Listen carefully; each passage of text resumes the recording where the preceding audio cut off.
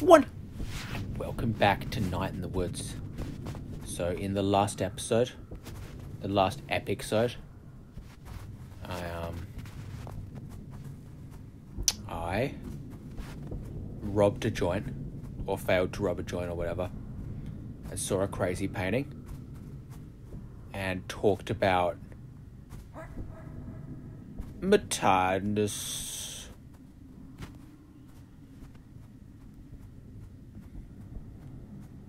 And then I talked more about May being me. And then, that was it. Hello? Can you talk? Yes! For some reason, you're the first thing here I've thought to talk to. Is it because I'm like a cat? Are you God? Are you God? No. Oh, so. Seconds ago, little creatures are coming, and they are asking if I am God, and I am asking what God is, and they are telling me, and I am not this God, and this God is nowhere. Well, you can't see God. Well, that's where faith comes in, I guess. Well, you can't see God. You were seeing what you were wishing, little creature. So what am I doing here? Monstrous existence. No, I mean, what am I doing here? What are you? What are those other giant animals? Have I been seeing ghosts? They were like bits of the world. I think I was on a train, but it was like a town. It's all... I lost it. What? Okay, so... A great beast is walking through the sands, and they are climbing into the air. And now they were making a tear, and now they are making a tear. And now they are gone. And now you are here. What? Tear? With their hooves, they are making a tear. Little creatures are wandering through the air. They are dragging in places and echoes of life. And they are dragging in places and echoes of lives. And they are asking about God. My head hurts. I'm going to tell you something, little creature. You are swimming further and further out to sea. And beyond are things blind and terrible. And I am showing you now.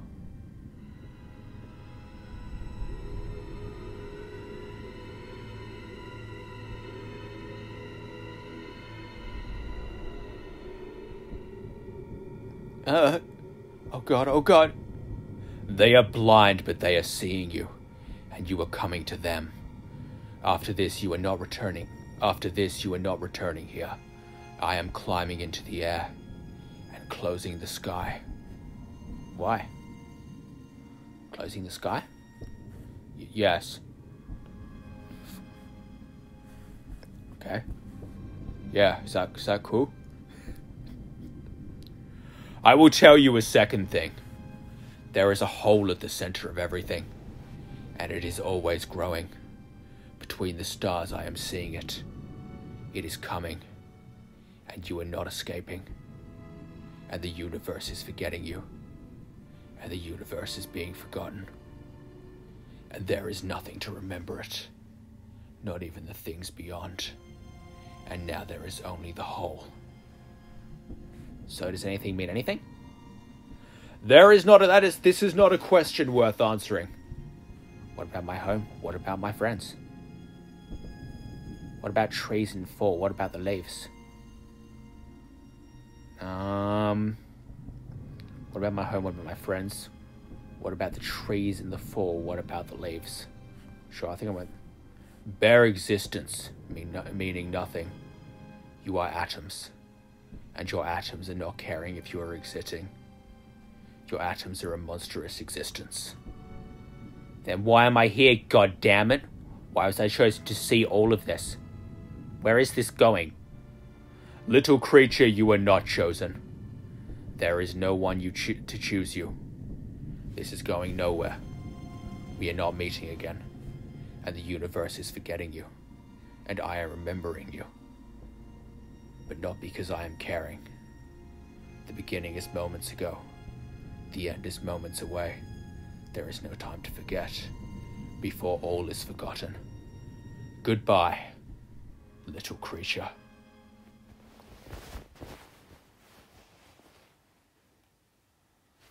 Hell yeah, such a good same.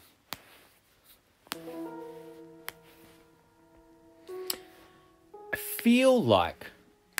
Oh, sure. Quid's about to get existential. Warning. I feel like I as a person do not personally understand where the fear in meaninglessness comes from. I have always felt this for pretty much my whole life.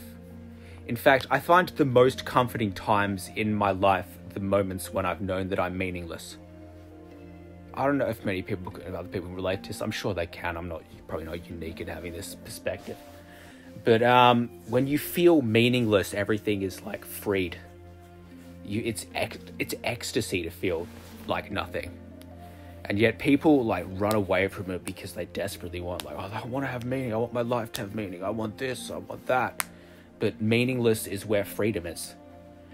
There's this, I think there's this scientific theory, right, that states that when humans woke up as a species, we forgot something incredibly important. And it's based around the fact that animals and things run away from explosions, and yet we don't. We don't run away from the natural disasters because we don't know they're coming, but the animals know they're coming. And so the belief is that there is a consciousness that is beyond us that we are no longer attached to.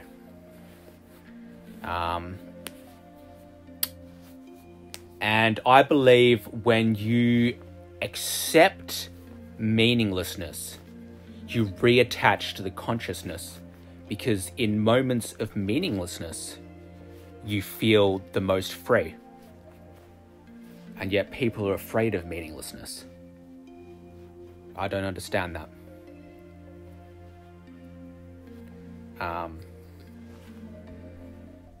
It's time to get up. Yo, let's look out this fucking window. That...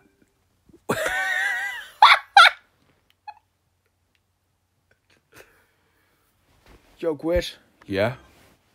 That has never been like a thing at all in this game. Ever.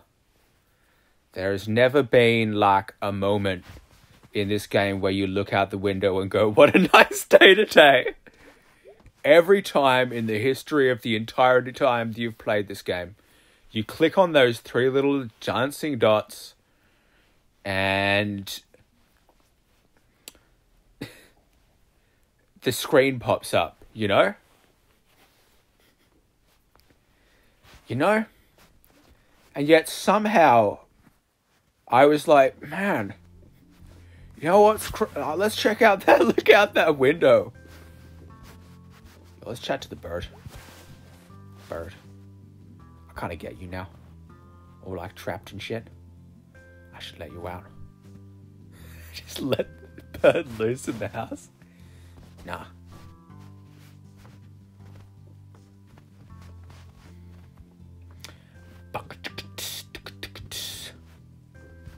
But what I'm really saying is within an understanding of meaninglessness comes the understanding of in the acceptance and understanding of meaningless lives the death of fear. If you feel insignificant in a moment, fear disappears because it knows that things aren't really that important. Sup, Selmas? Hey, man. You alright? Yeah, I guess. Why? You look like you went through the dryer on the wrong setting. Yeah. Long week is all. Want to hear a poem to cheer you up? Dude, if Selma offers you a poem for cheering up, you say yes. Okay? Sure. Life goes on. It feels so long. But I report, life is too short. Here's another happy one. Life is great, but life is hard. Let's grill hot dogs in the backyard. Thank you, Selmas. They cheer you up. They did. Yay. Selmas. Chevska's up there again. You ever like drop that telescope? No. Oh no, he'd cry his eyes out. He loves that thing more than his kid. He has a kid? Yeah, name's Colin. Visits every once in a while. He is hot as hell. You talk to him? Nah, he works at some university research place. He's not interested in this. Selmas? Eh. Selmas? Eh.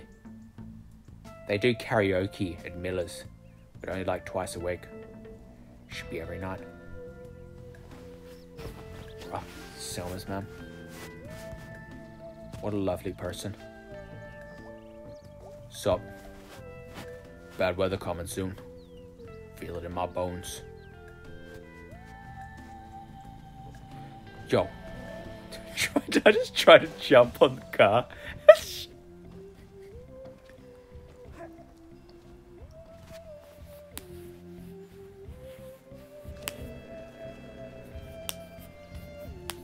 Sorry, just cracking my knuckles. Yo, just crack-a-lacking my knuckle-luckles.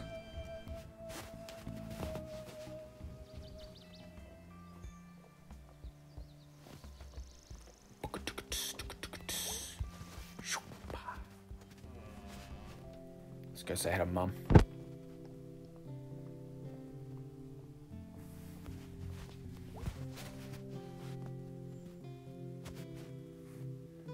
Oh shit, there's actually something going on in here. I was just goofing off. Because there will be children here.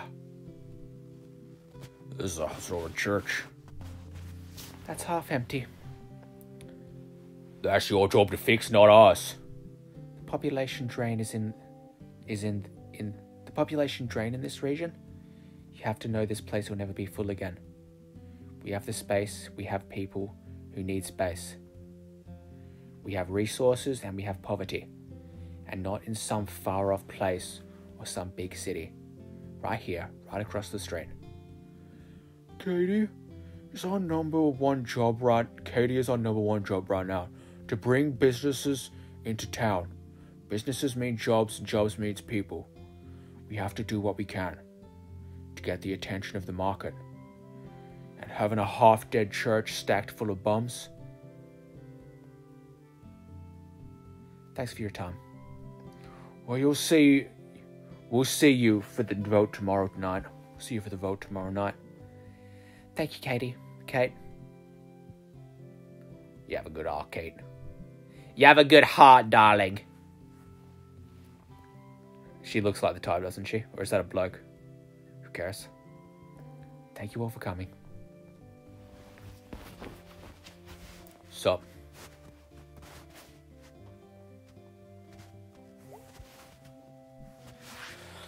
Stressful day. Some days you need to grace more than others. Was this all about Bruce? It was. Is. Whatever. It's out of my hands now. But there are better hands than mine. Anyway, how are you, man?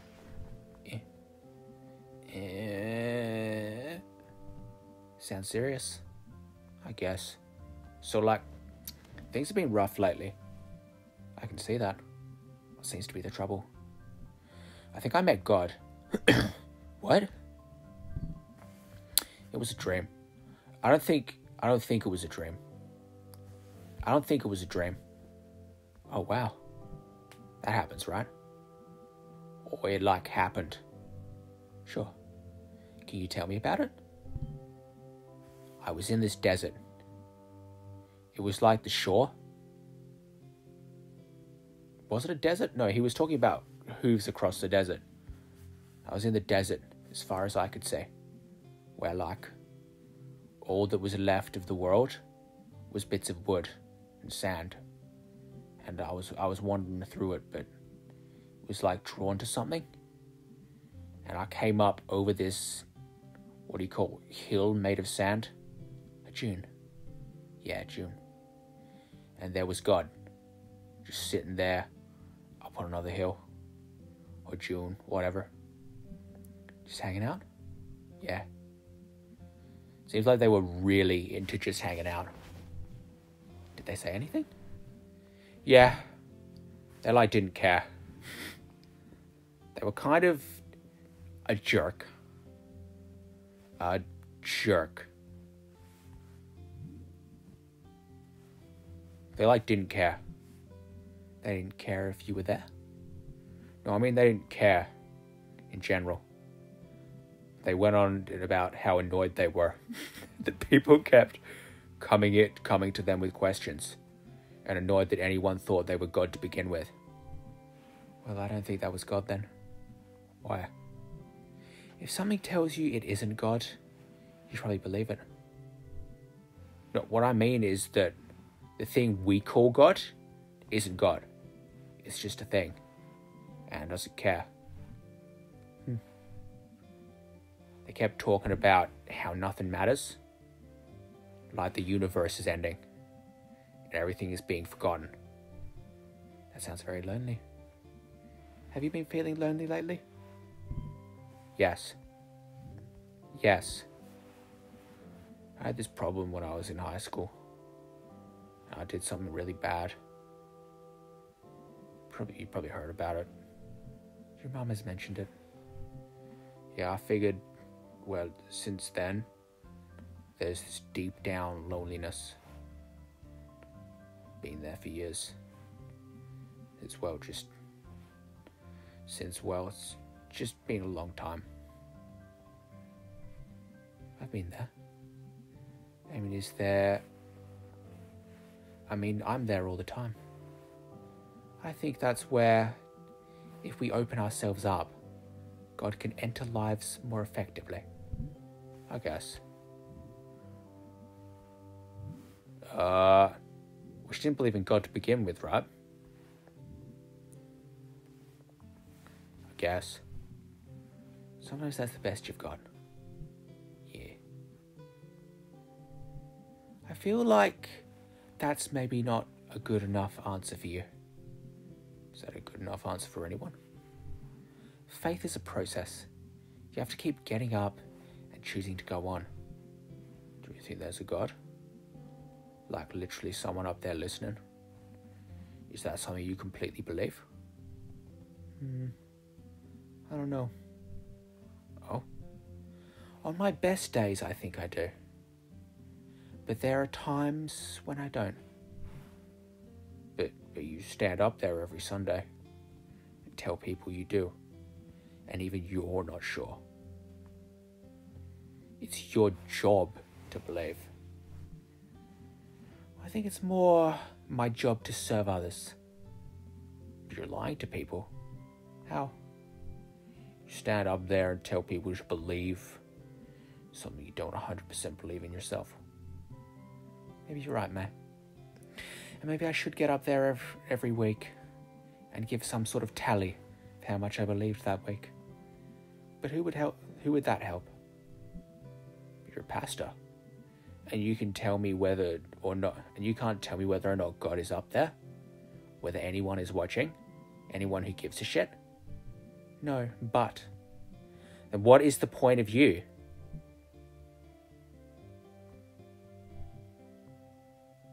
I have to go. Okay.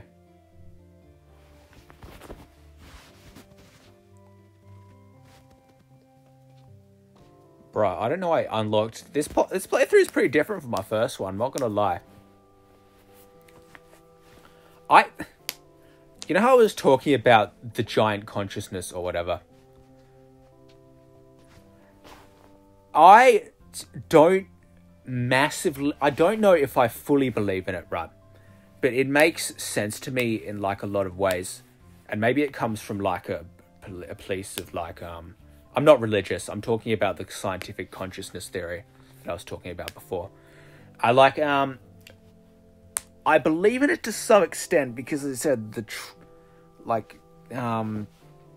there's a few little things, and maybe I'm just uneducated that I, like, believe this theory, but it kind of goes along the lines of, like, well, you know, plants and things sort of interact with each other. They sort of let each other know that shit's going on. When, like, grass is being cut, it lets out that scent to let the other grass know it's being cut. But, like, you go, well, what the fuck's the point? Why is it letting go of that, like, smell if the other grass can't smell it and do anything about it? So it makes you wonder if, like, it's just sort of telling the rest of the grass to sort of prepare. And if life is that, and then it goes into trees as well. Trees are fully alive, but they're not conscious. So what if they rely on, like, a bigger consciousness?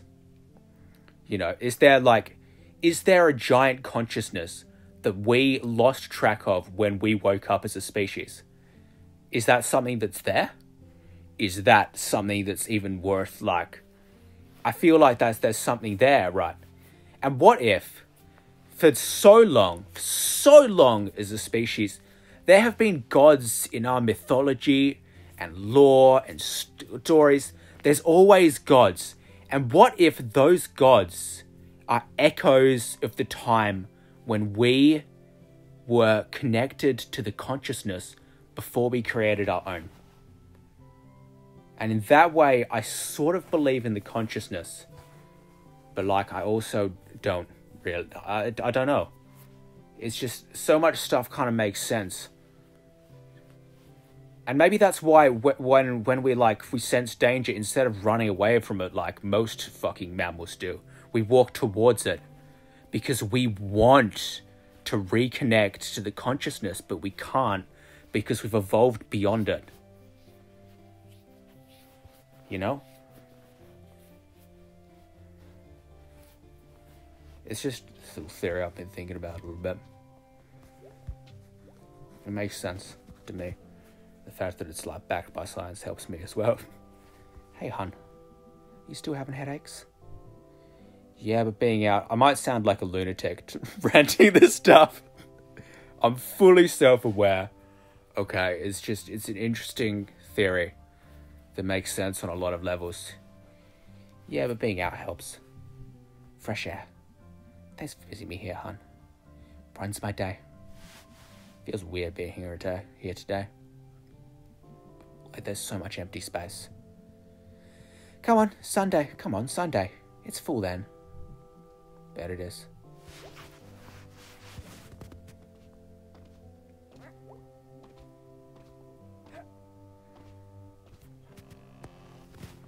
I hope I didn't just make people wildly existential with what I just talked about. I don't personally find it existential, but I can understand that other people would. You know.